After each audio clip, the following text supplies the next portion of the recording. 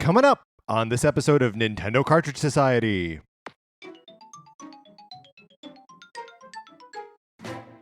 Plus, Zelda DLC? It's dangerous to go alone, so the Nintendo Cartridge Society goes with you.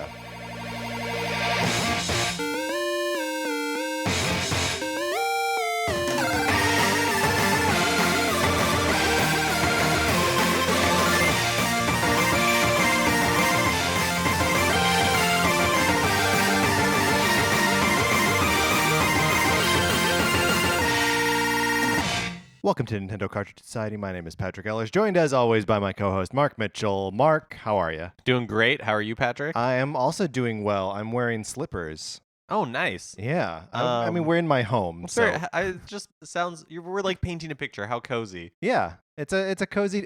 Look, we have to be cozy, right? Because weather report, it's been raining. Man, yesterday was bad. So this is a little different, right? It is Saturday at the time of our record, Saturday morning. So there could be some explosive news that happens between now and when the episode posts. And apologies, we won't be able to cover that news. So when Mother 4 is announced as a Switch launch title on Sunday, we won't be able to talk about it. We will fail at our duties. But that's okay, because we're telling you about it ahead of time. An excuse is as good as information. Yeah, exactly. So yeah, it's been raining a lot. Neither Mark or I were sucked into sinkholes in Los Angeles, though there have been some. Have there really? I saw, I don't know, like on Twitter. This is me reporting news that I half read. So I'm going to go back and say no sinkholes. Well, maybe sinkholes. Maybe sinkholes. We'll hedge our bets on sinkholes. Okay, great. And now it is a cloudy, gray morning, afternoon. I like it. Yeah, I'm fine with it. Mark, have you been playing any games? I've been playing Fire Emblem Heroes a little bit. Just a little bit. Yeah. I was bored. Very good. And I had my phone, which I guess is, that's a good reason to have this game as any. I mean, that's why the mobile market exists, right? Yeah. Because you're bored and have a phone. So I was playing a few maps of it, and I don't know. I don't really have anything more interesting to say about it. I think it's fine. I will probably delete it as soon as I need the space on my phone, is basically what it comes down to. Yeah, it's I mean, you and I talked about it for kind of a while a couple weeks ago. But it does seem like even when I play more of it, I don't have anything else to say about it. Yeah. I'm just like, yep, I expressed all of my opinions about it that one time. I haven't turned it on in the last week or so. So, I don't know. Do you still have Super Mario Run on your phone? Do you No. ever open it up occasionally? After I got 9,999 toads. 9,099. 900 toads. After I did that and bought all the things I wanted to buy for my kingdom, it was literally pointless to do. Like, I keep collecting coins, but like the coins at that point don't get you anything. It would be super easy for that game to like hook me again if they just introduced like another collectible or like raise the ceiling on toads I could collect. But as of right now, I'm just like, there's no reason for me to go back into it. So it is off my phone. Oh, I actually did. So we talked about this a couple weeks ago too, that if you delete it, are you able to, if it's linked to your Nintendo account, bring your kingdom back and bring your save file back? And you are. Oh, great. Yeah. So if you like your progress in Super Mario Run but need the space and haven't been playing it, feel free to just kick that thing to the curb as long as it's linked to your My Nintendo account. You can get it all back if you decide to re-download it. Yep. That's great. How about you, Patrick? I've been playing Pikmin 3 a little bit. This is a game that I picked up a couple weeks ago when I grabbed Tropical Freeze, Donkey Kong Country Returns Tropical Freeze is the full title of the game, the first one. So I grabbed Pikmin 3 at the time, and have just sort of been letting it sit there because I'd never played any of the Pikmin games before. I just knew that they're like well regarded, and are cute. but I've really been having a lot of fun with it just like last night and this morning. It's sort of, just like because it's like rainy and cold, like I wanted a game I could like really get um, deep into, and this feels like that. And it's amazing how like complex the systems are. Like they seem very simple, right? Everything seems very simple, but um, it the scope of what you're doing very quickly like zooms out so that you have all of these simple things to manage at one time. Um, and I don't know, it's fun and feels like exploring, and it's adorable and looks great. How does it use the gamepad? Like, can you use the gamepad to hmm control it Yeah, mainly, or as in like the touchscreen? yeah. So you use the I play it with a stylus in one hand and my left hand on the analog stick and like L and R. Wait, does the Wii U come with a stylus Yeah, and it's built into the system? yeah, you bet. Oh, But unlike the 3DS, where the stylus comes out the bottom, the stylus comes out the top. oh, Yeah, innovation. that's right. They learned.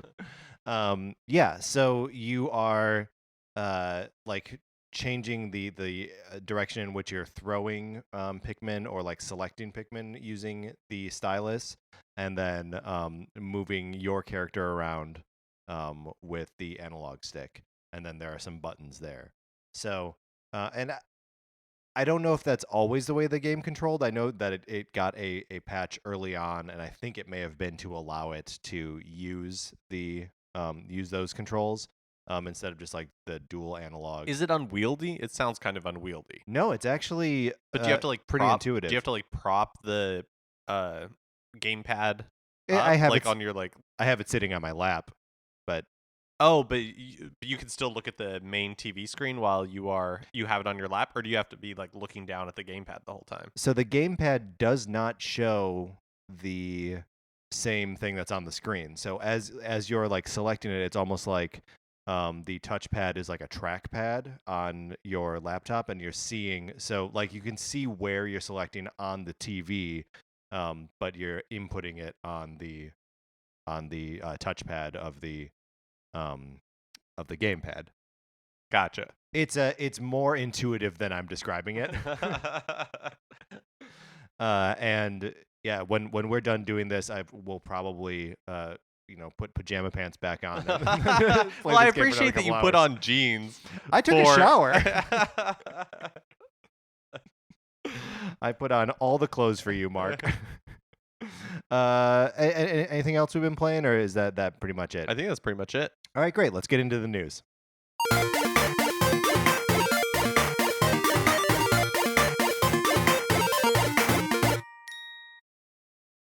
So the press is beginning. The press are. It's a collective, right? The press is beginning to receive their Nintendo Switches. Mm-hmm. Nintendo Switch? Is Switch plural? Or is it Ooh. Nintendo's Switch? Okay, so let's work this out. Amiibo is the plural of amiibos. Amiibo is many amiibo. But and Joy-Con is two Joy-Con. we decided, I don't know if that's actually true. Is me the equivalent or like the Oh yeah. plural of me, or is it me's? I mean, I think the plural of me is we. Let's say Nintendo Switches. Okay. Nintendo Switch consoles. Nintendo Switch consoles would Let's do that. that's the easiest. Just like Lego bricks. Right. They're not Legos. Right. It is decided. Put it Yes. in the book. In the book.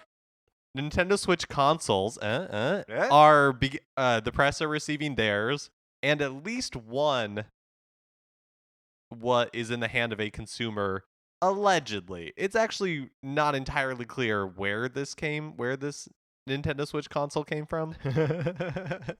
The person says, and I am not calling this person a liar.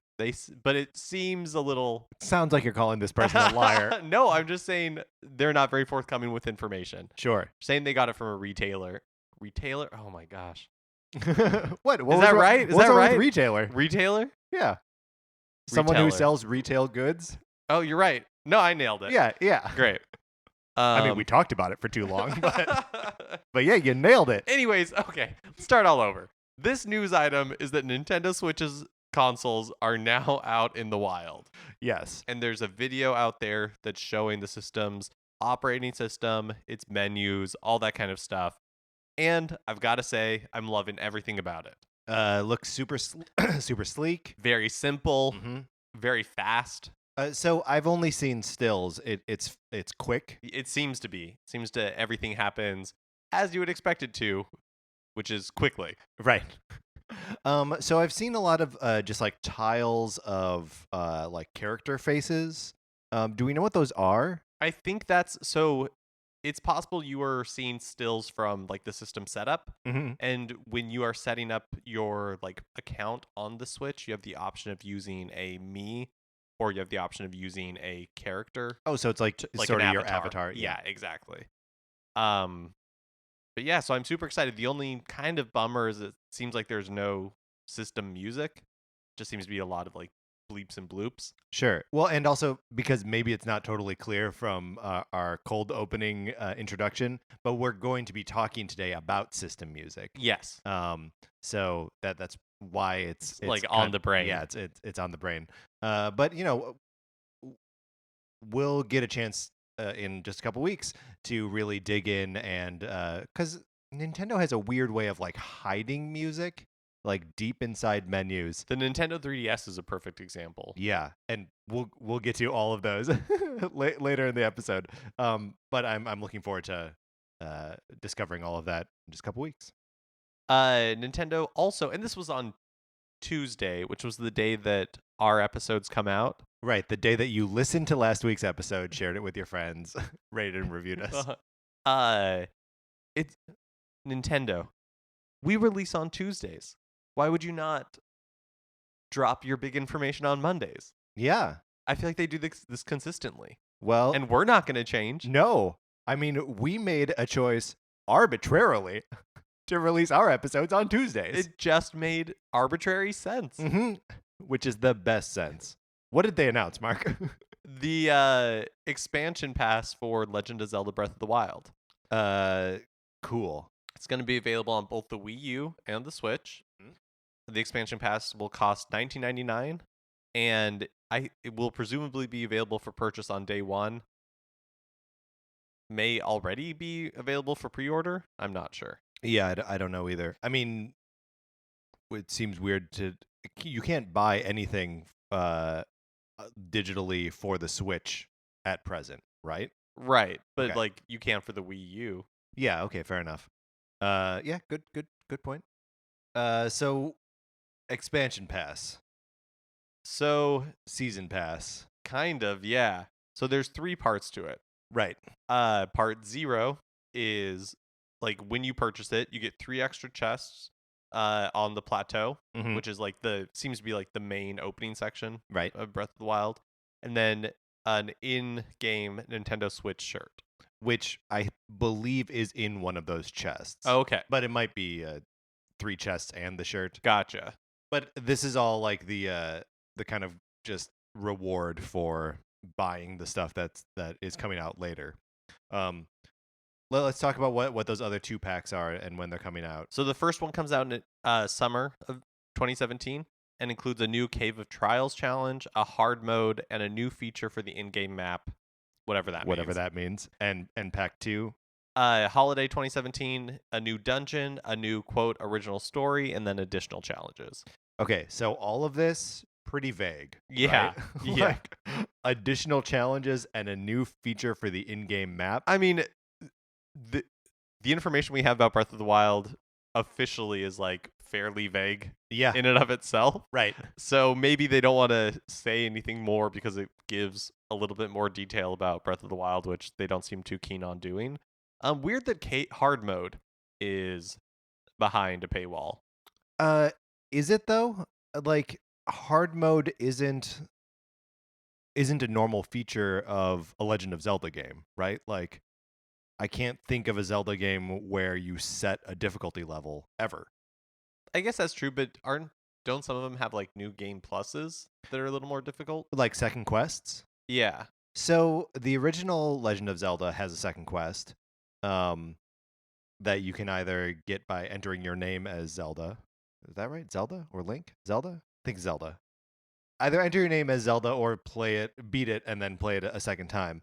But a lot of the like second quests are like Master Quest versions of Ocarina has one, which you just had to like buy as a separate game, or is also available in the 3DS remake. Um, but so yeah, I mean it sort of depends on what the hard mode actually is. Totally agree. If it is more like a Master Quest type thing, Hmm. that's cool. It would be weird to me if the hard mode is just the enemies are more difficult, Yeah. right? Well, Your items break more often. right. That would be a weird thing for me in my mind for them to put behind the paywall. Right. But So but also I have no intention of ever playing on hard mode. yeah. Depending on what it is. Like if it's just the enemies are more difficult, Right. like I don't care about that. Right. Well, unless the game proves to be like too easy. If like you're playing it and you're like, this is stupid, I don't like it because it's too easy. It would have to be incredibly easy for me to feel that way. Yeah, sure. I know. I get you. I get you. You're not playing a Zelda game because you want to be challenged by the enemies necessarily. Not Yeah. necessarily. Um, but I don't know. I guess overall, it's not weird to me that there's an expansion pass, other than it's just Oh like the no. first one. Well, wait. Hold on. Before we move off the hard mode, um, it is sort of interesting to note that there's a little bit of like a makeshift hard mode in the Twilight Princess HD remaster. If you tap the Ganondorf amiibo, you take a ton more damage every time you're hit. So like that's a way that you can make the game feel more difficult. Um, and that is sort of locked behind a paywall, right? You need a Ganondorf amiibo. Um, so for me, this feels like that, you know, or it could if that's what it is, then that being locked behind a paywall feels basically the same as having amiibo functionality. Oh, that's interesting. I'd forgotten about that. But so yeah, it does seem a little bit weird, or I think people are reacting to it strangely because we've never seen that for Zelda before, an expansion pass. Um, but to me, it looks almost identical to the um, expansion stuff for Mario Kart 8, In what way? in the way that so it's about the same amount of money. I think it was $15.99 in Mario Kart, and it was two separate packs, right? One, both like separate tracks and characters and carts, and you got like a little something superficial for buying it all right away, and when so you could wait and buy them separately, or you could just throw down for them right away. And if you did that, you didn't really have any idea of what the tracks were. You just knew more stuff. Um, and so this is pretty similar, right? Like, I think if people are reacting negatively to anything here, it's that like they're asking for $20 and you don't even know what it is. But I don't know. That seems in line with what Mario Kart was. Yeah, and the Mario Kart DLC turned out to be great. Yeah, yeah. I mean the Mario Kart DLC turns a really great Wii game into like an unmissable Wii game. You know? For like you and I, we trust Nintendo kind of implicitly. Sure. So To a fault. to a fault, Yeah. exactly. So to us being like, yeah, I'm gonna put down the $20 for the expansion pass. Although there's really no reason to pre-order it. You might as well wait until you get more details about it, right? Oh man, you want that sweet shirt? You want that sweet Switch shirt? Oh yeah, I On- guess on if, your if you link. want that immediately, Yeah. then yes. But like I would be willing to put down the $20 and just be like, yeah, I trust Nintendo to give me a like my money's worth for it. Right. But I can also totally understand being hesitant when you're like, I don't even know what any of this means. Yeah, sure. Well, and also like you don't know if the game is going to be something that you want to spend the extra time and or money on.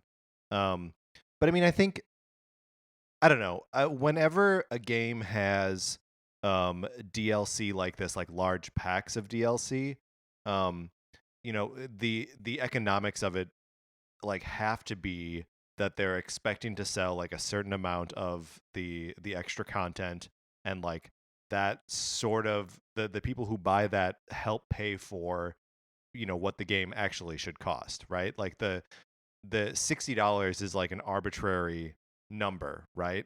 And if you're adding that like $20 on, it's possible that the game probably should cost more like $80 given the amount of time that goes into it or resources or whatever. Um, but like you just can't do that. You can't charge $80 for a game. People won't pay it. So I don't know. Whenever this kind of stuff comes around, I'm always like, if the game's important to you and like you want to support it, then like maybe you got to throw the extra money at it. I have to say the only thing that I find compelling to me is the stuff coming out in holiday 2017, the last pack. Sure. Cave of Trials challenge doesn't interest me. Hard mode, don't really have a use for. I don't know what the new feature for the in-game map could possibly so weird. be. A new feature for the in-game map. What could that mean? Right, that you would be willing to pay extra money for. But yeah, like a new dungeon, a new original story, like that to me is like, okay, yeah, I'll pay for. Yeah, that's the most interesting of the 3 packs. Yeah, well, and also, I mean, I don't know about you, but I need a little bit of time between playing Zelda games, or like between playing the same Zelda game again. It's always been like, oh, I haven't played this game in 8 years. Now I can play it again. And if I were to, however quickly we'll digest Breath of the Wild, when summer rolls around, I don't think I'm going to be ready to like jump back into it. But by the end of the year, yeah, maybe then I'll be like, okay, yeah, let's go in and maybe mess around with the hard mode or with the Cave of Trials or whatever, and then the rest of the end of the year stuff. I don't know. I'm into it. I'm excited for there too, even though we haven't played any of it yet. I'm excited that there's more of it, or at least a reason to come back to the game. I feel like that is too frequently a characteristic of games that like you play them and then you're like, great, I'm done. I'm not playing this again. And a reason to go back to something is always exciting to me. It's been a while since we've talked about Pokemon Go. It has. But here we are. Pokemon Go has added 80 Generation 2 Pokemon. Hey. Finally. Yeah. How long has that thing been out? Since July. It came out in July. Man, it seems like it's been out so much longer, right? Yeah. I mean, I feel like so maybe them taking like 7 or 8 months to get another huge chunk of Pokemon in there isn't that long of a wait. You're probably right. I mean, I keep whenever I think of Pokemon Go, I'm like, yeah, I would probably play more if these updates were coming faster. But then it's still making enormous sums of money, so I am the outlier. That's right. Yeah. So, are you gonna put it back on your phone? The answer is no, right? No. Neither of us are going back. Neither of us, I think, are going back into Pokemon Go. But I think it's cool that they're finally adding Pokemon from other generations. So the 3 legendary birds and Mewtwo, right, are still all missing from the original 150. Yeah, I think so. I wonder when those things are like. What are they waiting for? Do legendaries? Yeah. I don't know. What was your question about legendaries? It was dumb. So sorry. It was dumb. It was a stupid question. Ugh. It was a stupid question. I feel stupid for posing it. You didn't even pose it. Gall. All right. Maybe they're saving it for their like 1-year anniversary in July. Sure. And when are we gonna get the Sun and Moon starters in there? I mean, when are we gonna get trading? When are we gonna get like anything? Yeah. Because if you are still playing Pokemon Go, I'm genuinely interested in what you are doing. Yeah. Because still taking over gyms, still like going for walks in areas that you hadn't been before. Yeah. Yeah. Is there somebody who's collected all the Pokemon in the game? There has to be, right? Yeah, I don't know. I mean, now that there are 80 new ones, maybe someone has to go on it. Because there are some that are like specific to geographic areas, right? Which is why trading would seem important. Right. because you have to physically go to all these places. Because I mean, we talked about this before. My thing with Pokemon Go is like, how many more of the same Pokemon do I need over and over and over? Because Yeah, I mean, you can travel. Even LA has, the area around LA. You could go to the ocean, so you can get like water types. Like you have that ability. But what if you're living in an area that is one climate, right. You right? backed off of saying the middle of nowhere, and I want to know why. Because I was going to give a very specific example. Okay. And I was like, well, there's no reason to do that. But like, what if let's say you're like living in the middle of the desert. It's like, and you're a kid, and what are the odds that you're going to be able to get water type Pokemon? Yeah. It seems like how much fun could it possibly be to catch the same like Pidgey over and over and over and over and over again? I mean, that's why I stopped playing. Yeah, I was catching the same exactly. Pidgey over and over again. Yeah. So I So am yeah, genuinely curious what's going on with Pokemon Go. if you are playing Pokemon Go still, and or have jumped back in because of the Generation 2 Pokemon being in there, write into us and let us know what you're doing. You can do that at Nintendo Cartridge Society At gmail.com. gmail.com. EA has confirmed that the version of FIFA coming to the Switch is a full numbered version of the game, FIFA 18, and not like a spin-off or anything. And the game is still custom built for the console. What that means? Yeah, what does that mean? Does it mean that they made a crummy version of it? Yeah. And they're just calling it FIFA 18? Or, I mean, I guess it's nice to know that they're not just porting. This could still be the case, that there's just porting like a PS3 version of it or something. So that was the original rumor, right? Is that it was based on the PS3 and Xbox 360 version, and I think that's why they came out and said no, it's a custom version, which to me sounds very like read between the lines that it still could very well be based on the 360 and PS3 version. It's custom in that it's on the Switch. Exactly. Yeah. Because they very explicitly did not say that it's based on like the PS4, Xbox One version. Right. That it is a separate thing. It's going to be very interesting to see whether that sells well and if that means anything for anything. I mean, right. I mean, I feel like it could sell well and still nothing could come of it. If we're talking about like further EA support or even more specifically further EA Sports support. Right. And more generally third-party support. There's a lot of mysteries surrounding the Wii. And Wii? The Wii? Mark, we're doing this too early. I think. We say that it's like noon basically. Yeah. Yeah, and I've been awake since like 6:30, but ew. Here's the thing. I went to bed at like 9:45 last night. Oh, that sounds nice. It was wonderful. Yeah. Ultra Street Fighter 2 contains a first-person Hadouken? Yeah, Hadouken mode. Players will be able to throw fireballs and dragon punches using motion controls while fighting M. Bison in first person. If I may editorialize, this sounds stupid. It does sound stupid. And maybe it's because I'm bitter because we just finished playing Metroid Other M, and it has terrible first-person moments where you're supposed to like shoot missiles and other projectiles. So at least this is a separate mode though. Like you're not playing regular Street Fighter and then like switching to first person mode to throw a Hadouken. You're right. That does make it sound a little bit better. But also like when are you ever going to actually do this? Never. You're never going to do this. And this game isn't even coming at launch, right? This isn't a launch game. That's right. But it sounds to me like one of those launch gimmicks. Yes, right. For sure. Like, do you remember when the PS3 came out and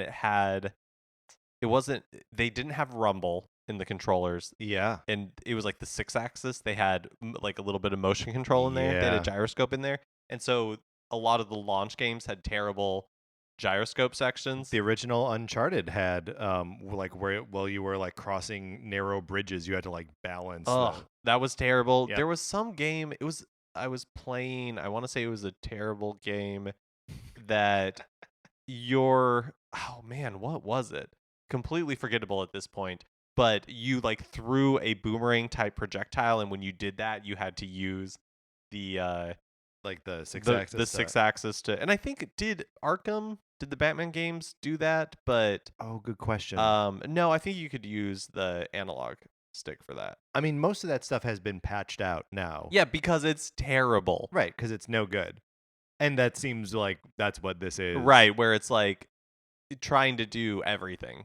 Well, the thing that is most confusing about it to me is that then the game has to have assets from Street Fighter 4.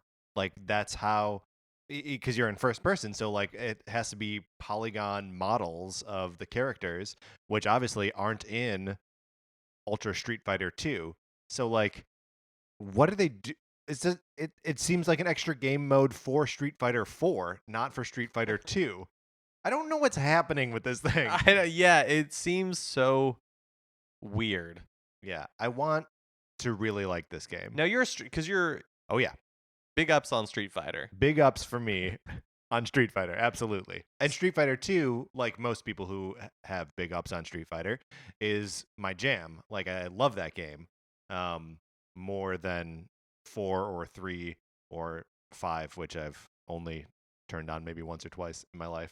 But yeah, so I'm very excited about it. Does Ultra Street Fighter 2 has it remixed the combat? Like, does it have additional, or is it basically Street Fighter 2 plus like the two Plus the 2 new characters. characters? So I think there are some new moves and some rebalancing. But is still and different game modes beyond Like a first person. beyond the first person.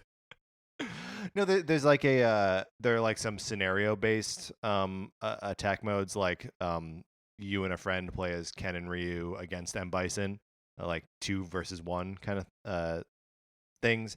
And I mean, we'll see what else the game has to offer, but like this first person mode for me is just like a garbage pile. Like that's not the game. That's not Street Fighter. So The definitive edition of Rayman Legends for the Switch will have new features focused around the multiplayer experience. great. More vague platitudes. Thank you, Ubisoft. Actually, that one came from Michel Ancel. He was talking about the new features on Rayman Legends, and yeah, was just that the multiplayer experience specifically is what they're looking to upgrade there. And that's potentially cool. Yeah, potentially. No idea what it means. Yeah. I don't put that up there in the Hall of Fame with a new feature for the in-game map. New feature for the in-game map. That's almost as good as additional challenges. Ooh, there are more challenges in this one. Some might say additional. Have you played Rayman Legends? I played the one before that. Origins? I think is right. We both said it. We didn't consult about that. That wasn't rehearsed. That was off the cuff. Yeah. So it's probably right. I played on the Vita and I liked a lot. It's supposed to be a great game. Yeah. I'm not familiar with Rayman. Like, I don't think I've played all the way through any of his games. Have you played like partially through some of them? I think I've played partially through Origins, like a level or two. Sure. I don't know. I'll wait and see. Right. Well, I guess we all just have to wait and see. Do we have a release date for that? I don't think so. This year, sometime. Well, depending on how the the rest of the game shake out, maybe we'll pick that up and talk about it. Who knows? I don't know. Yeah, I'm hoping it's not full price. I'm hoping it's not like $60. Yeah, that would be a bummer. The definitive. Oh, nope. Despite earlier reports that 8 switches can be connected to each other, new information about Splatoon 2 confirms that up to 10 can be connected at one time. Although in the example given, 2 players are spectating and waiting for their turn to play, which is, I think, specifically, which is cool in general, but I think it's specifically for esports, useful for esports. What the spectator mode or the fact that 10 switches? I think spectator mode because Nintendo Switch consoles. Sorry. Yeah, because if you are broadcasting, Oh yeah. right, Mhm. having that the spectators being able to do like an overview and go to like specific areas is very helpful instead of just having to cut between the view that the players have. Interesting. Yeah, I could see where that would. Especially because it seems like they are positioning Splatoon to be an even more competitive multiplayer esports kind of title. Do you think we've actually seen the ceiling on how many Nintendo Switch consoles can be connected to each other? Uh, yeah, I mean, it seems like no, actually, I guess maybe not. Maybe we Yeah. don't have a clear idea on that. Where did the number 8 come from? They talked about that in the presentation. Yeah. Yeah. But Splatoon 2 has demonstrated that, well, actually, these other two can also be connected. And not really related to that, but Switch multiplayer, with at least with Bomberman, Mhm. so showing that it is possible. You can have like 4 Nintendo Switches. I don't actually know the limit to what that is, but Nintendo like Switch consoles. Nintendo Switch consoles. You can but you can have multiple Nintendo Switch consoles, and on top of that have multiple people playing on a console. So if you have 4 Nintendo Switch consoles Right. all playing Bomberman, you could have 2 people on each Sure. Switch, right? So you could still you could have 8 people playing. Right. And that like like your comment about the UI functioning quickly is one of those, like, that's what you would expect, but like sometimes we need to celebrate that the things that we would expect are actually being delivered on, you know? Um I mean, with stuff like that, I just keep going back to the Wii U when it was announced, and right. there was like confusion even from Nintendo on whether you would be able to use multiple game pads Yeah, there was a on little a bit where they were console. saying you could use You would two. right, and that was just never a thing that happened. Mhm. So little victories. It's such a weird limitation. But also, like, it's amazing how there's no lag on the gamepad. That if I because I do a lot of Wii U gaming just straight on the gamepad without the TV on, but it means that, like, my input are traveling wirelessly through the air to the Wii U, and then the Wii U is spitting the graphical information back to the gamepad, and there's zero lag on it. Yeah, that is very technically impressive. Yeah. Whatever they were able to do to make that work as Mhm. fast as it does is super impressive. But yeah, so I wonder if they were like, we can be super impressive one at a time. we can't be super impressive with two of these things at once. So Yeah, that would make sense. All right. So here we go. This is just going to be a complete disaster of pronunciation because go, I go, have no idea. Go. Is it NIS America? NIS America? I think NIS. Okay, NIS America is bringing RPG Maker Fez Keep going. and Cold Sept Revolt to the US and Europe. These are like Japanese games that are being ported over here. I guess Cold Sept is a long-running series. I mean, the RPG Maker series is also long running, yes? And you will be able to that actually sounds really cool. I have not encountered this game before, but like you can make your own RPG. Yeah, well, there was a version of it of RPG Maker on the original PlayStation, and it was super clunky, and you needed like a special extra large memory card just to store one game on it. But it was cool, if pointless, because like you can't share anything with any. You can have your little brother play, but like that's it. So yeah, it could be cool to if there's like an online share. There has to be a way to share those things online. Nintendo. Oh, and I didn't mention they're both for the 3DS. Oh, for the 3DS and not Switch. Okay, Yeah, that's interesting. Right. Because these are games that are already out in Japan, Got and it. they're just being localized. And then Disgaea 5, the complete, is releasing in the US on May 23rd, and that is for the Switch. And we had just prior to this didn't have a date, just knew it was coming out sometime. Cool. So that's more role playing goodness. I probably pronounced all of that incorrectly, including words like revolt and USA. Yeah, So- no, I mean I think you're saying USA wrong. But I feel like we've been tough on each other today, so I just let it go. Switch developer kits are reportedly super cheap, which is great news. Supposedly they're about $500, which I think is very cheap for development kits. I mean, so if you have a development kit, is that also like the system itself, So or do you need to have like the system on top of that? I think you would want the system on top of that for testing Sure. Yeah. Yeah. possibly, but I think you could do everything with the development kit. And development kits are usually not my understanding anyways is that they are not like the consumer version. Like a Right. developer kit for like the PS3 might have just looked like a computer tower. Right. Or it Right. might just look like a cardboard box full of circuits and wires. We don't know. Mark and I aren't programmers. I know that'll shock you given our breadth of technical knowledge. But although the kind of not leaks, but the teases that we've seen from certain developers, indie developers, where they've included glimpses of the Switch development kit, or at least the developer console. Yeah. It looks basically like a Switch, but it's all black instead of having the gray Joy-Con. Yeah. The more I say it, the more I think it might be Joy-Cons. No, Mark, we've made a choice. We're sticking to it. Okay. Nintendo Switch consoles, Mm-hmm. which I don't love the more I say it, and Joy-Con is the plural of Joy-Con. Oh, regrets.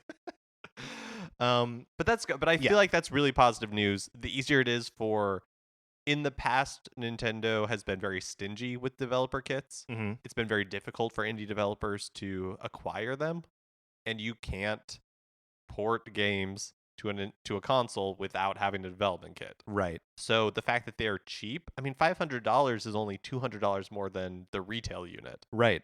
right? So the fact that they're cheap seems to be great news. It also,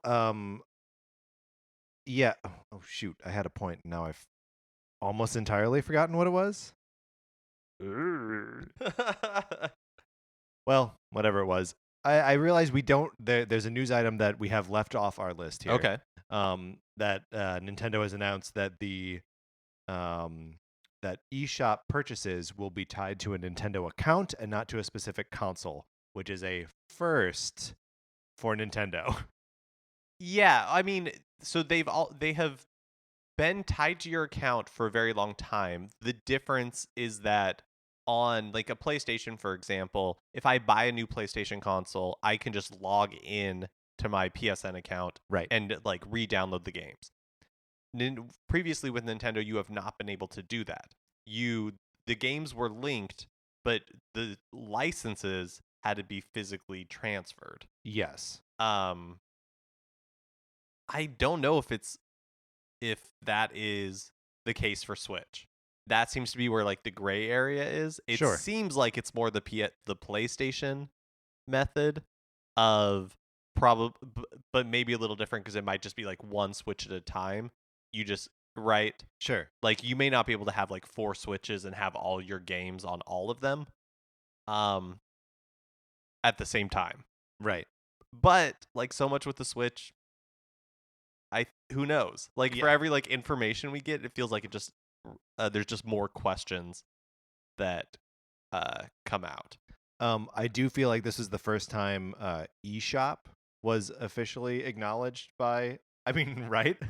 We've said this before, but like we've been assuming that you'll be able to buy games online. Well, I mean, I don't know if they've ever come out and said it explicitly in like a press release, but, but I guess they've been doing those clips. like they've been That's doing the those point. like interviews Mhm. with a bunch of, and they get quotes from there.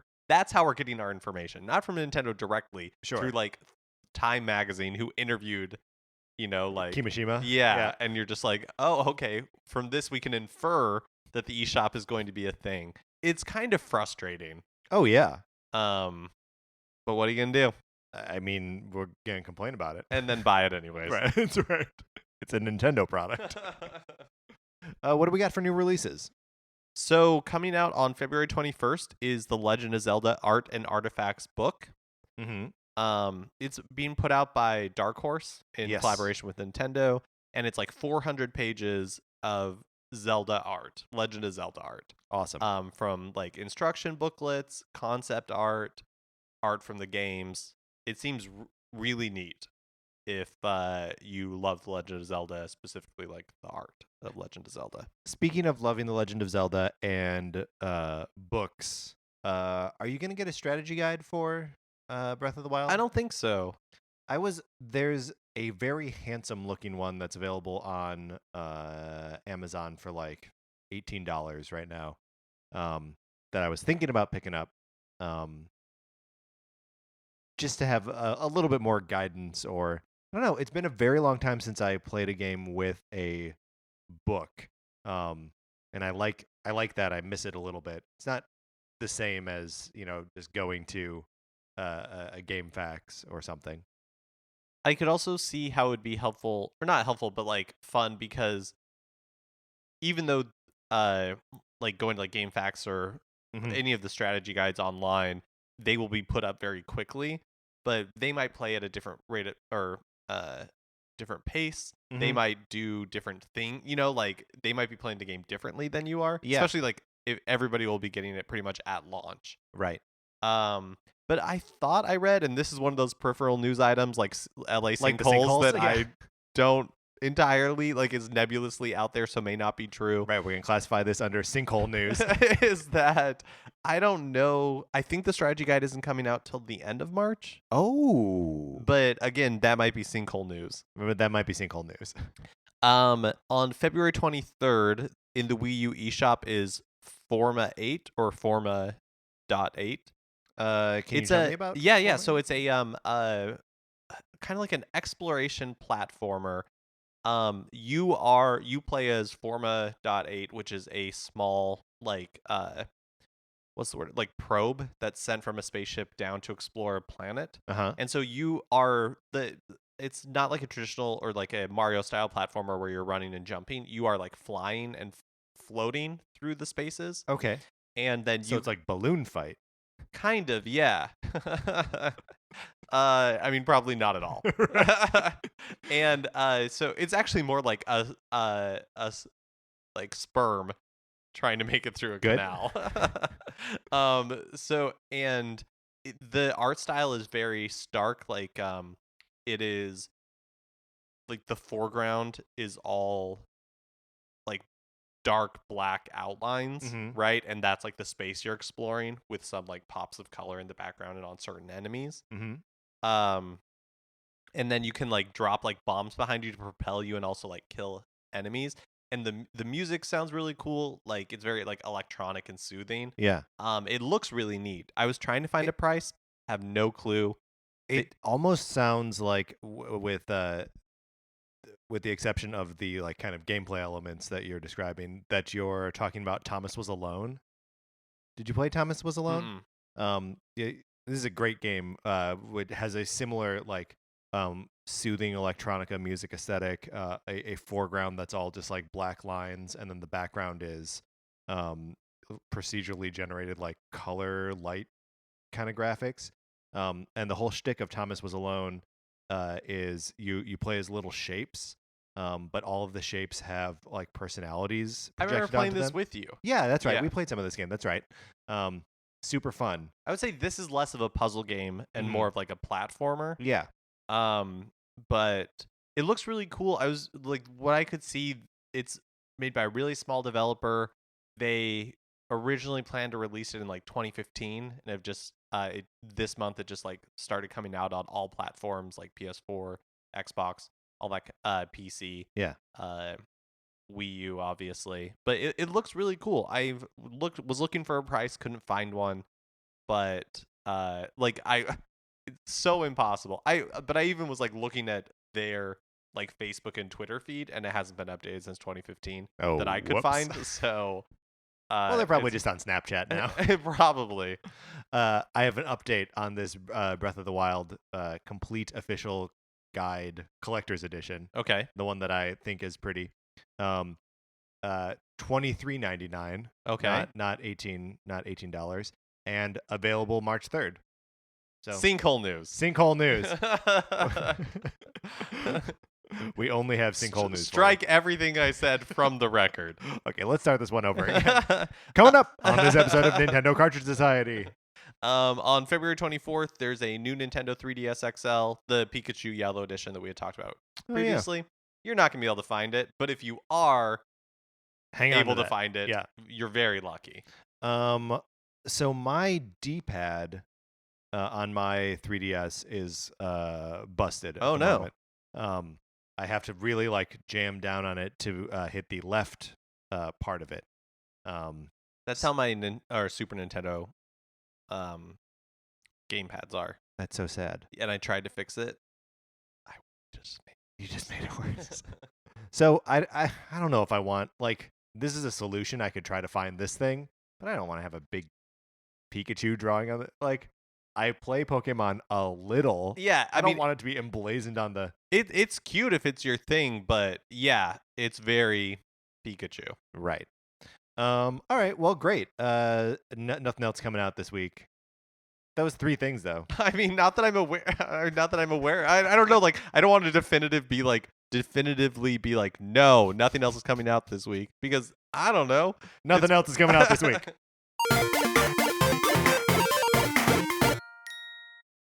Oh, it's time for a regular segment on our show. It is time for 433. In 1952, American composer John Cage wrote a piece called 433, wherein a performer or a group of performers didn't play their instruments for 4 minutes and 33 seconds. For the purposes of our show, our instruments are talking about Nintendo. For the duration of one performance of 433, Mark and I will talk about something not Nintendo related, thus fulfilling the contract of 433. Mark, I would like to talk about Logan, the new Wolverine movie. First of all, how do you feel about the X-Men movies? They're all varying degrees of terrible. All of them are varying degrees of terrible? I think so. Some of them are like on the cusp of being pretty good. And I think X2 for its time was great, but I think it has aged poorly. Sure. I mean, it definitely has aged poorly, but and it's probably because I saw it in the theater and loved it, loved seeing, those characters on screen. Absolutely, yeah. That I still hold it still holds a firm place in my heart. So, because I think all the X-Men movie, or like X-Men and X2 were like really well done for the time, because this was when superhero movies we're not in the current superhero movie boon. It's even pre-Raimi Spider-Man, right? Or the first one anyway. So it's like Batman had been successful, Superman had been successful decades ago. Well, and even, I mean, at that point, Batman had been successful like a decade ago, right? Yeah, because that's true. Batman was 89 and like 91 or 92 was Batman Returns. So Superman, so X-Men for its time was great because it was like, oh wow, we got a superhero movie that's done pretty well, but it basically ignored everything that made, like, it was the least superhero movie a superhero movie could be, and that's why it was successful. Sure. But now when you compare it to actual, like a lot of the Marvel movies where they embrace the comic book nature of it, then it makes the X-Men movies, which have continued to kind of be ashamed of their comic book nature, except in Apocalypse, right? Which I didn't even bother to see because by all accounts was the first one complete garbage. Yeah.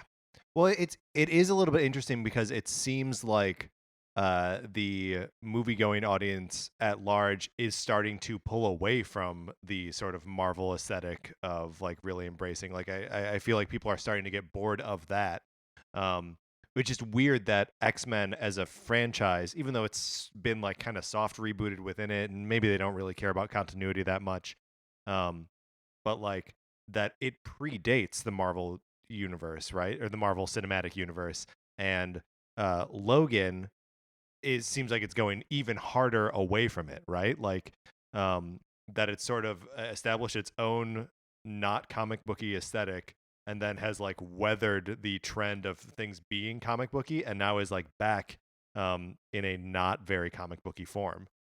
I don't know. I'm sort of excited about Logan. I'm cautiously optimistic. Okay. The idea of a like R-rated, hardcore, violent Wolverine movie is not inherently appealing to me. right? Because like violence is Mhm. like taking anything and being like, yeah, but it's the violent version. I'm not the type of person that's immediately like, that's gonna be awesome. So I agree with you in the abstract, but I think for Wolverine, I think some of that violence is like baked into the character. Like I'm not like, yeah, but seeing a like PG-13 Wolverine can be like a way of sort of neutering the character. Just like I don't think it makes sense to have like a PG or PG-13 Punisher movie. Like some characters just are inherently violent. Yeah, I guess I don't disagree on Punisher. I think I do kind of disagree on Wolverine. I don't know that any of the on-screen Wolverine previously I felt like has have been neutered, although I do agree that it's like a different version of Wolverine. It's the Yeah, more like kid-friendly version, and there is what like, the Frank Miller version of Wolverine. I just don't know that I need to sure.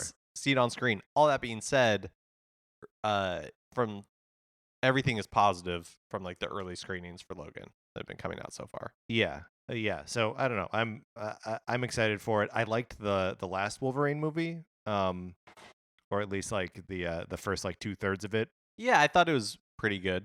Yeah, um, it embraced like the kind of like character of Japan um, and who knows how that sentence was gonna end? We'll never know. We will in fact never know. Um, Mark, you ready to get into our topic for the day? Yeah, let's do it.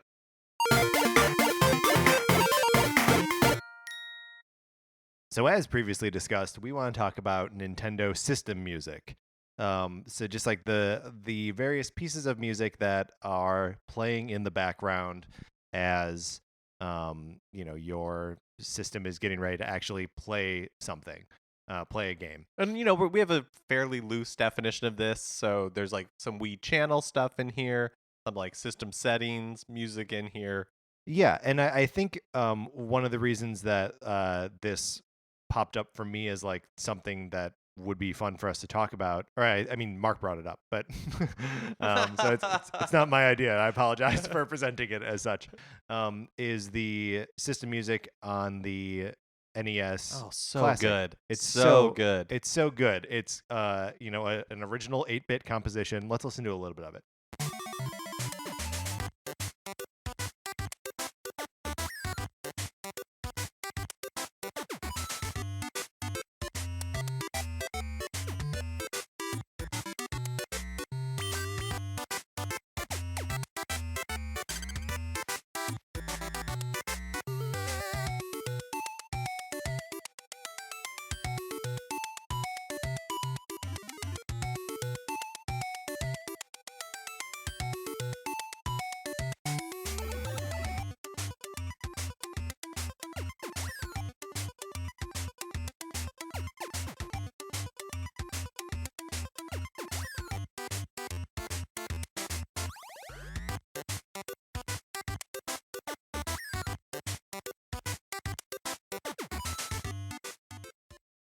The way it incorporates sound effects into it, Oh, like the like 8-bit like get when you earn a coin in Mario or you shrink in Mario or you go through like, oh, it's so good. yeah, I it's maybe the I think best example of like system music serving a purpose of like getting you psyched to play these old 8-bit games.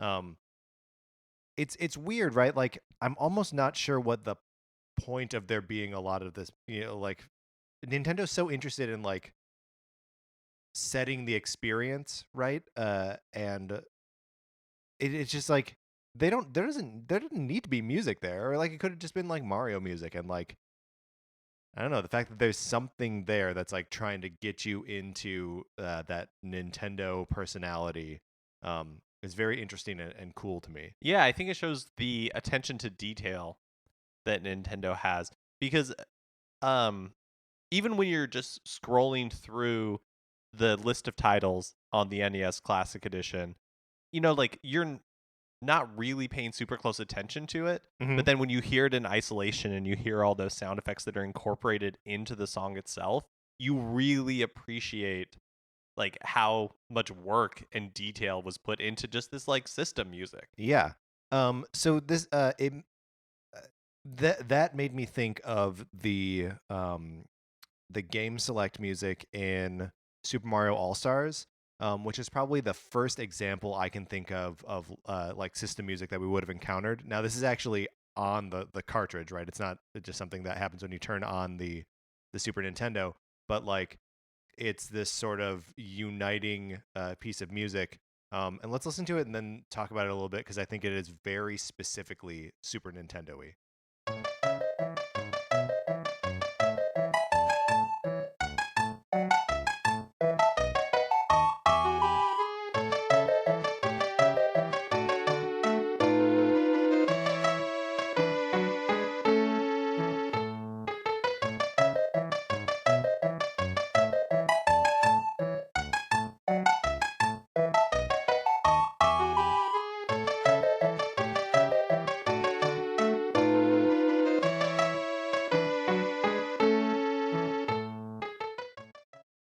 And it sounds very much like Mario music, right? Like, but also still like in that new 16-bit texture, which all of these games have music that's updated from their original 8-bit like origins. I don't know. I think it's very like telling of the kinds of improvements they made to the game to have all of those.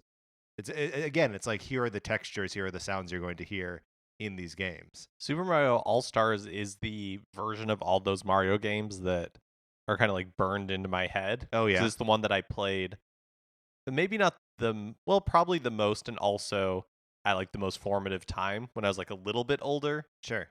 And uh, yeah, so hearing that again brings back a lot of memories.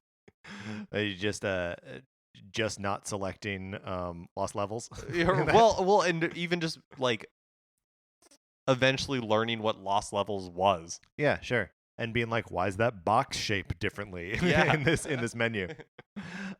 So I think from there, let's skip ahead to the Wii, which I feel like is the unquestionable king of system music. And it kind of had to be because it had channels in a Yeah, way that not really any of the other systems would follow. yeah. I mean, it's weird that both the Wii and the Wii U have this like this connection to the television with the Wii having channels and the Wii U. You could watch TV like through the Wii U and like it would communicate with your cable box, and you can turn your TV on with your Wii U gamepad. Um, yeah, so these channels that was sort of a tangent. I apologize. Um, so I think the one piece of Wii system music that is most burned in my memory is the music that plays as you're browsing the eShop channel, right? Because when that thing was new, and kind of always, like I would just casually browse and be like, "What old game do I want to play?" Should we listen to a little bit of this? Yeah.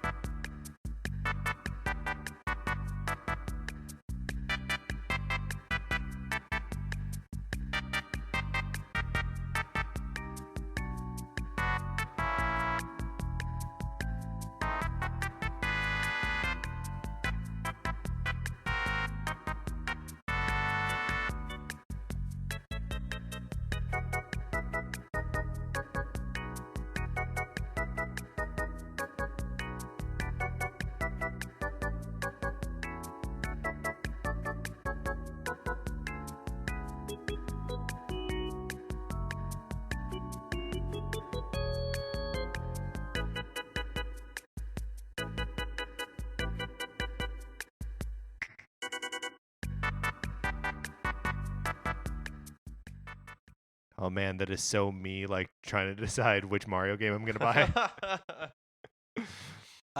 So Nintendo had this at this time. Nintendo had this like kind of bossa nova Yeah, type, like undercurrent to all of their system music. So you'll see it in a lot of the Wii channels, but you also see it across, in like the DSi like shop theme as well. They're not the same, but they share similar themes. Yeah, It's and like the ecosystem was all sharing like similar musical ideas at the time. yeah, well, and even like similar musical phrases and like so we're gonna do the DSI where eShop music or the DSI shop music now, and there's like a similar thing where the phrase ends and there's like a clap sound. It's it it's so neat. Let's listen.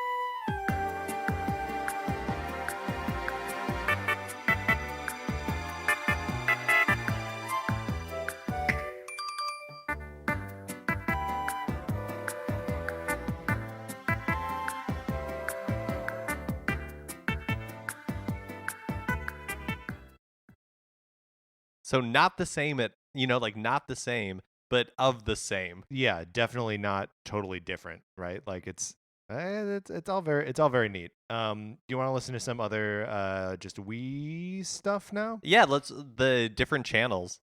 Uh, They all had again like really fun and interesting and kind of different music. so let's get started with a little of the me channel music. Which if you spend any time building me's with your friends, you also heard a lot of.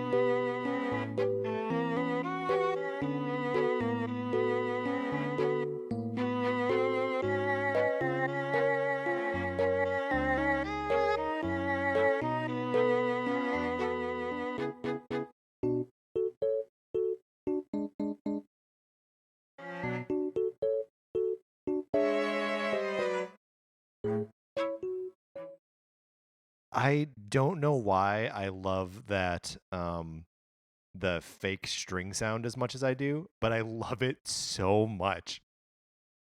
It just doesn't sound at all like an actual violin or cello or whatever. So that also has like a similar kind of like bossa nova like rhythm to it. And so like I'm chuckling as we're listening to this. The music's almost funny, right? Well, especially that one because it uh kind of teases your expectations. Like pauses are a little bit longer than than you think they should be. Yeah, And yeah. there's like a moment when you're like, is it Are we done? No. Did it break? Did it right? But it kind of works with when you think about what you're doing to this music, which is like thinking and making choices and like And like should I rotate the eyes just a little bit more clockwise? yeah. Yeah. So just a few more pieces of Wii music. This is from the Check Me Out channel. Which I mean, who even knows what was happening on those channels?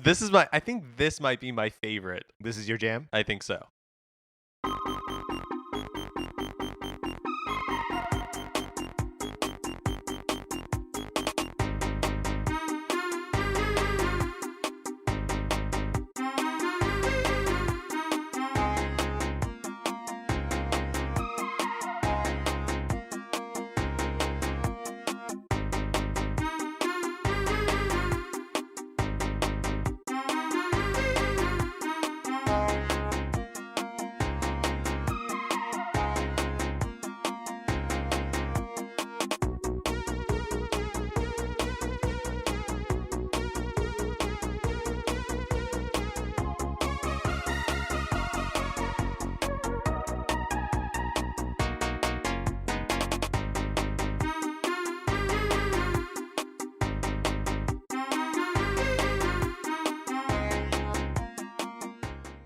that like ostinato, the repeating like dun dun dun dun dun dun dun dun, is so cool and so from the eShop channel.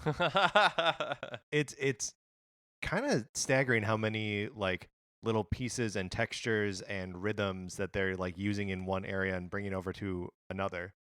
But still making it sound like unique. Oh yeah, absolutely. Like that doesn't. None of these sound like identical pieces of music. They all just feel like they're related, which of course they are.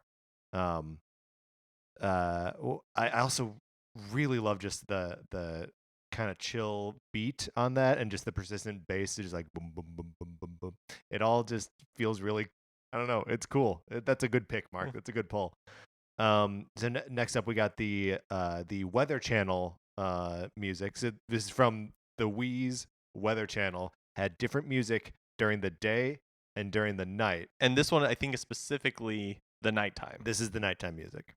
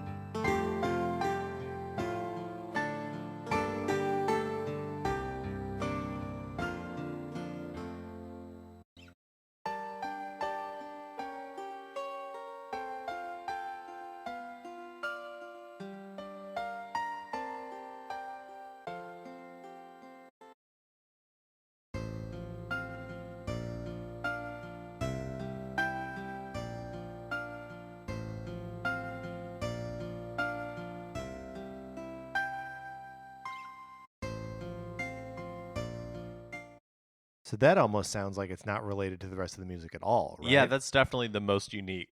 And it's also like the textures in it are all like you can tell that it's not all real, but it sounds like just piano, bass, and guitar, and like that's it. There's no like wonky sound effects or like crazy fake strings or anything like that.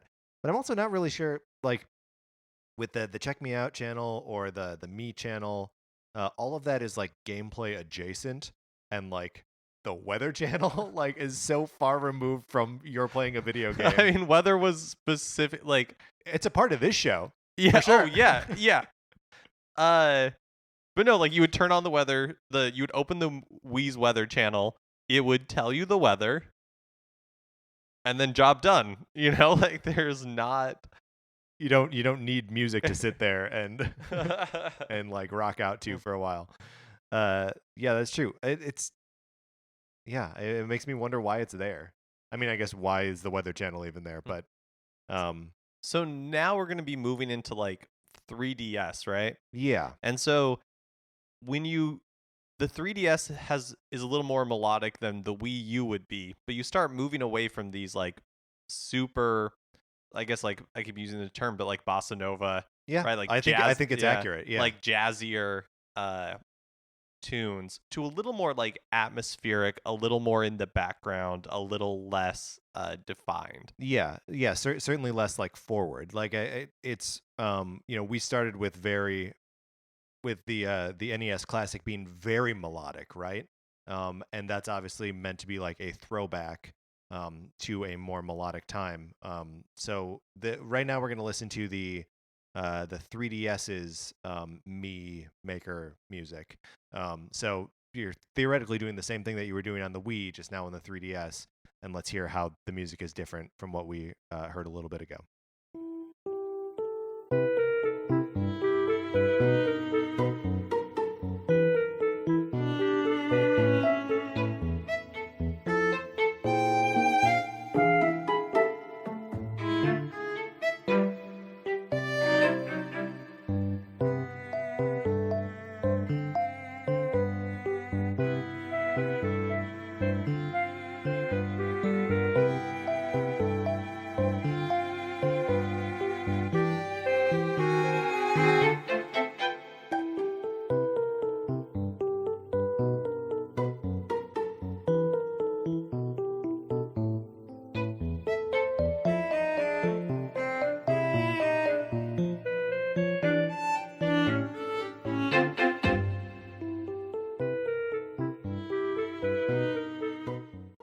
And you hear how like even in the space, it still has the like space between the phrases, but like it's not empty like it was in on the Wii. Like this, there's still like a little like bass line kind of bopping through it, so it's more.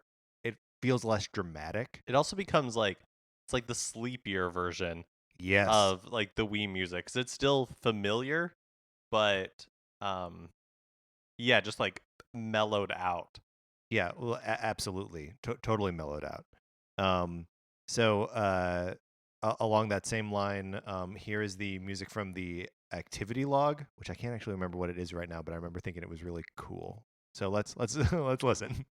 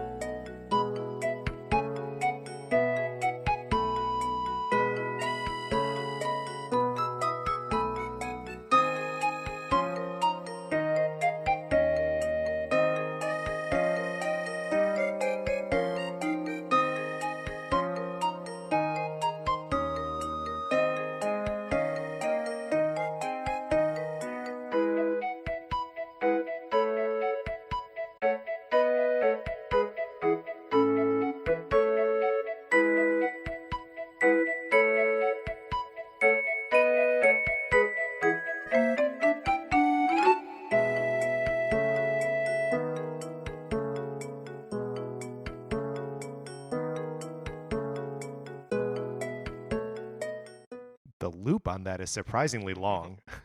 Like before it starts to repeat itself. Uh, that's got a lot of those like the Wii Fit and Wii Sports like sound textures with that like fake accordion sound. Um, it feels and again it's like not super melodic, but it's sort of like a chill thing that happens in the background. This all makes me regret usually playing my 3DS with no sound. Yeah, I mean, me too. And I feel like that's such a quality of handheld devices that like you're going to be, I'll be listening to. I've got my phone with me. I'll be listening to music. I'll be listening to a podcast or something. Um, yeah, and it seems like kind of a bummer that we're not listening to it. So next up, and this is like, why would you ever be listening to this? But it is the music for the internet settings on the 3DS.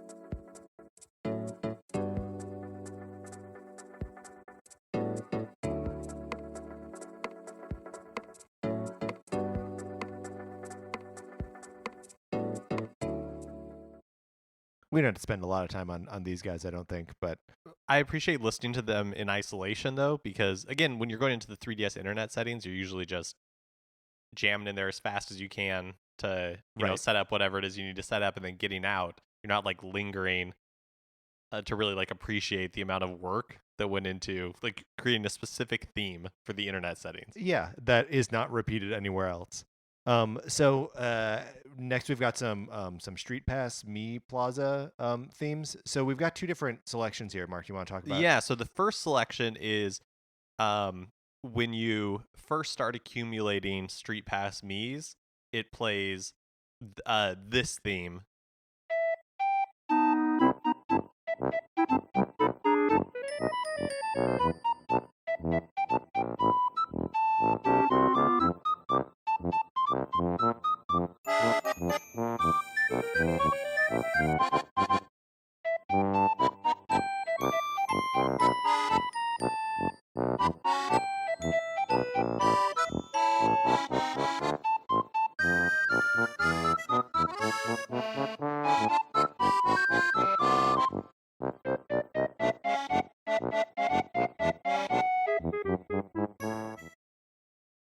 I man, I love the really transparent like 4-part uh composition style there, where like you can hear every little piece of it.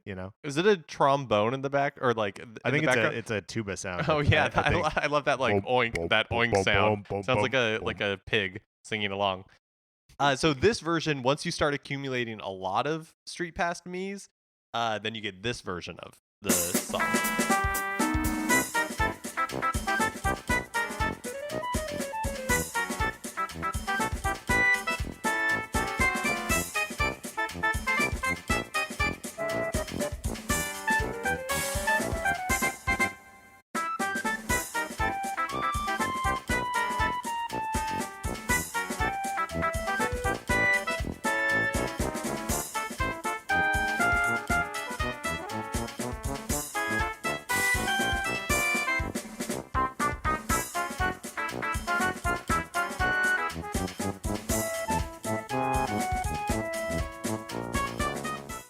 Like maybe the only appreciable difference between those is there's like a drum set like in the background, but it feels so much like it's got so much more energy in it because of it. Yeah, I love the idea that like as you get more Mii's, it's like your band gets larger, Yeah. right? There's like more pieces in the ensemble, and I think that's really cool. Yeah, that tracks. That Yeah. totally tracks. And also like again, that's got, and maybe because the Me Plaza and Street Pass stuff is more closely related to actual gameplay that you're going to be playing Street Pass games. But I feel like that's got a nice strong melody. It's not just sort of the kind of atmospheric, wishy-washy music that we hear in a lot of the other like settings, system menus, or like you see on the Wii U. So we didn't pull a lot of Wii U music. Just we have one piece here, which is oddly enough from the parental controls. Um, but most of the Wii music is just atmospheric. Um, very little melody. Kind of even tough to make out what textures you're hearing. Um, which what do you think that's about, Mark?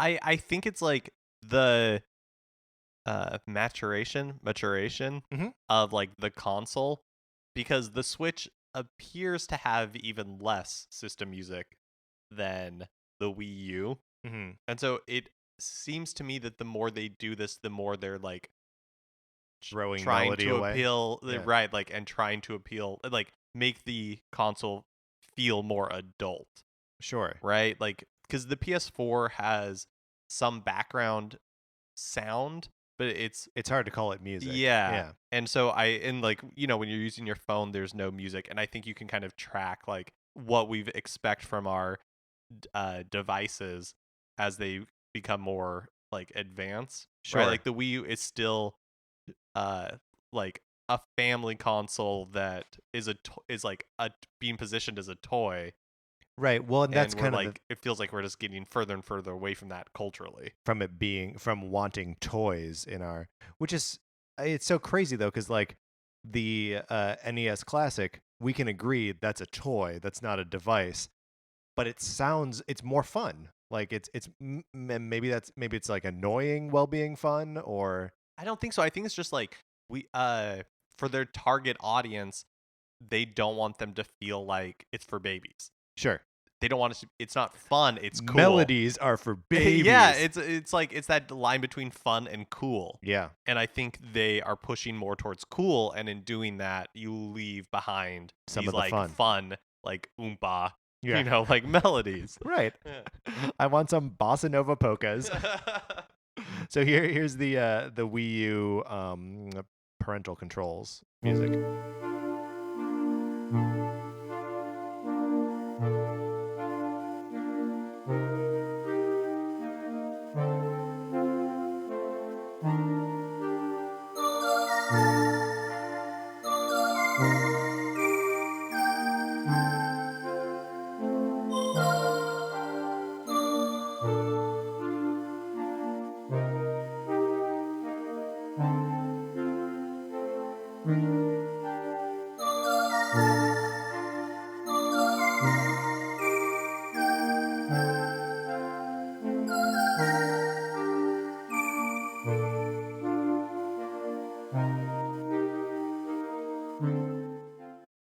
And that was one of the more melodic things that we could have picked from there. And it's nice, but it's not particularly fun. No, no, it's not fun, and I mean that's really that's the Wii U system experience in a nutshell. Is like it's fine.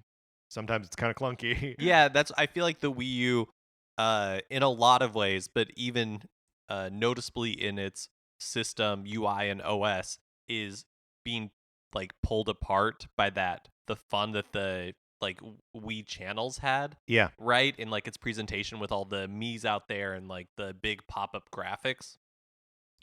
But at the same time is trying to do all the things that it's like grown up brother console, right? right. It's Like trying to it's be like more grown up. yeah, and I think that's one of the reasons why the Wii U never felt super cohesive. Yeah, It's kind of torn between those mhm, two. I would believe that. A- And that narrative makes sense to me. And then like the Switch won, Right. right? Or the Switch, like the that idea of like an adult console kind of won out, and Well, that's where the Switch came from. I was so So far. far, We'll see. I yeah. mean, and yeah, I think you can see that also just like in the form factor of the thing that like it doesn't look like the Wii U gamepad. It looks like a Kindle Fire or iPad or It looks something. less like a toy. It's not Mhm. glossy. It's not, like it looks more expensive. But yeah, I mean, I'm sure the Switch is going to have like eShop music. I'm sure it will have Right. music and I'm sure it'll be great, but it'll I think there's no doubt it's going to be different. Yeah, absolutely. Well, let's then before we end this conversation entirely, let's go back a little bit to Nintendo being a little bit more playful, so we can end this on like a fun note, right? So we're talking about fun. We're talking about something that looks like it maybe a crappily constructed toy. We're talking the GameCube. So GameCube has that notorious startup music, which actually comes in 3 different flavors depending on you can hold down the Z button on either one of the controllers or all 4 of the controllers, and it'll have different versions of the startup music. So we've got all 3 here. So let's just listen to all 3.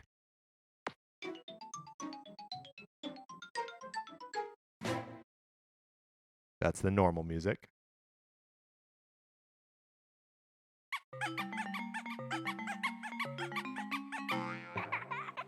That was holding Z on the first player controller. That one's terrible. It doesn't get better.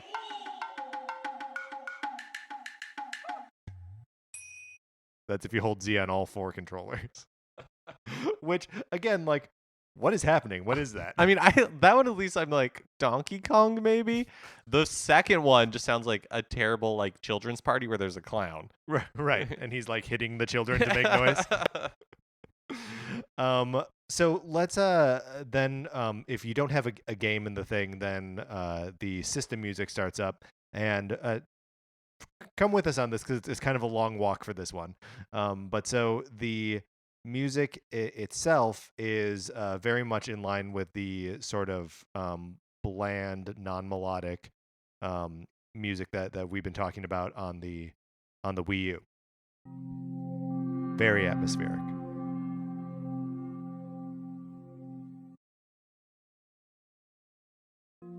It's like you're visiting a planetarium. Yeah, or an aquarium, any arium probably.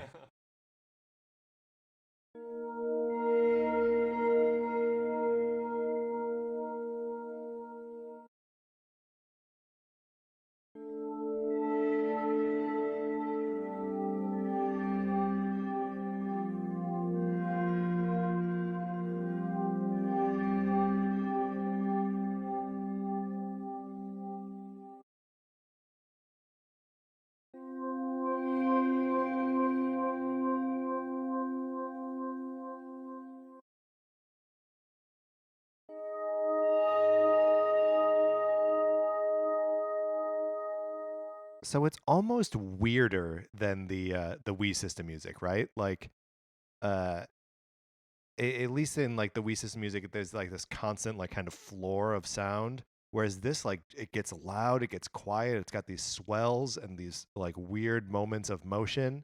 And it turns out there's actually a connection here to Nintendo history.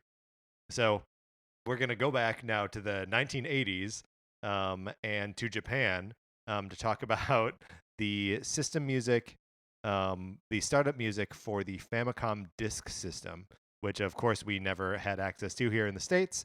But it was waiting for you to put a game in. It played this music.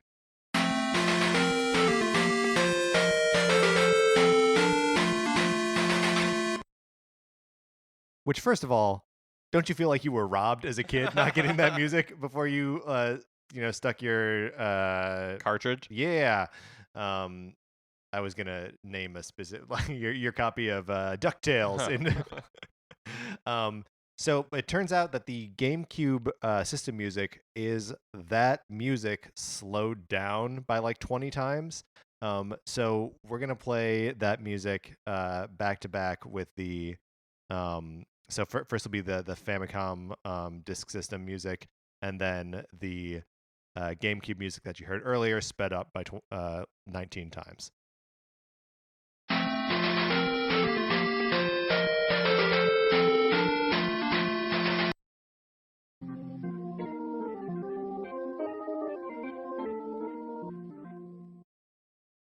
And then here they are on top of each other.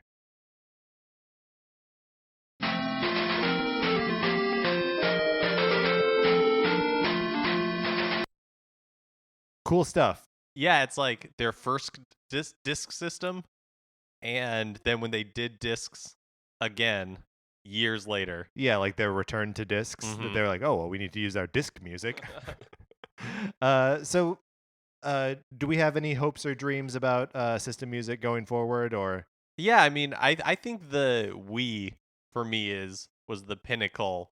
I mean, the stuff that they are putting out again, like with the NES Classic Edition, given the opportunity, yeah, they can still like bring the jams. Oh yeah, they definitely can. If there's a Super NES Classic Edition and it's got I'm already system music, crying. I'm already crying. I'm already so happy. All right, let's close that up.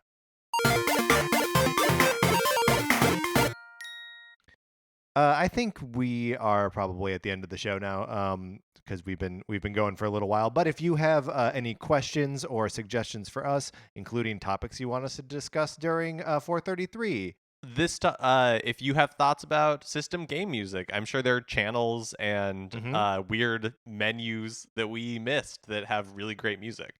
Or if anyone has examples of system music on other platforms, I'd be interested to hear those too. I feel like I never even notice when I'm like going through a PlayStation menu or anything like that. I find the sound when I turn on my PS4 to be annoying. Yeah. So wait, do you mean the like? No, you like turn it on and it like the sound when you're selecting which of the when users you want to log in. Yeah. What is? Yeah, it's. I mean, it's all like it's totally inconsequential music. So anyway, that's gonna. Oh yeah. So if you have any of those suggestions, you can write into us at Nintendo Cartridge Society at gmail.com. That is going to do it for this episode, the 20th episode of Nintendo Cartridge Society. You can follow us on Twitter at NinCart Society, or you can check out the Facebook page, which is just Nintendo Cartridge Society. If you have a second, we would love for you to rate, review us on iTunes, share with your friends. Check out other What's a Creative podcast network podcasts. If you like Mark and Mine's opinions, we also write about comic books on retconpunch.com. Coming up, we're going to be playing D&D on some Twitch show. It's going to be cool. More details about that as it comes. Olivia Duncan made our logo. Our theme music is provided by 8-Bit Betty. You can find his music on 8bitbetty.com or by listening right now. For my co-host, Mark Mitchell, this is Patrick Eller saying thanks for listening.